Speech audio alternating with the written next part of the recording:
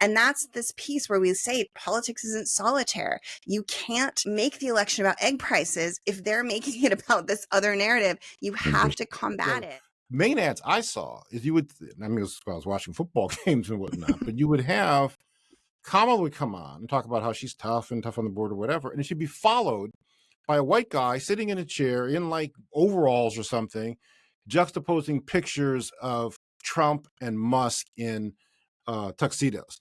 Now, was that designed to mobilize people of color and tell them about the importance of the election? So, yeah. Anyway, have you looked at the whole trans attacks in the ads and how that played itself out? Yeah, for sure. So the thing that I think is really interesting about this example is that the ad campaign itself wasn't necessarily an effective, when you tested the actual ad, it wasn't the most effective ad. And especially it wasn't actually an ad about attacking trans people. It was an ad that was using the issue of trans folks as as an example, as a way to say, Kamala doesn't care about you. She only cares about these other people. So it was actually an economic message at its core that used this issue and fear around it to say she doesn't care about you.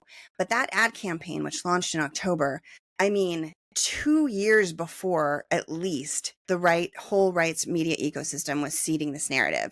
We could tell because we were doing focus groups of Latino voters in Arizona and hearing it back from them. Democrats only care about LGBTQ. They only care about Ukraine. They're sending all this money. They don't care about us. So they have been seeding that narrative across, their podcast network and all of their right-wing media for at least 2 years, probably more. And so when that ad campaign came, it plugged into that exact narrative in a way that just made people perceive that Kamala cared more about transgender issues than she cared about them. And we actually saw it in our post-election poll. We did a battleground state poll right after the election, and we asked people to kind of rank these different priorities that she had. And literally people ranked, she cared too much about transgender issues at the top of how they saw the thing they thought she cared about the most, when it wasn't part of her campaign. She didn't focus on it.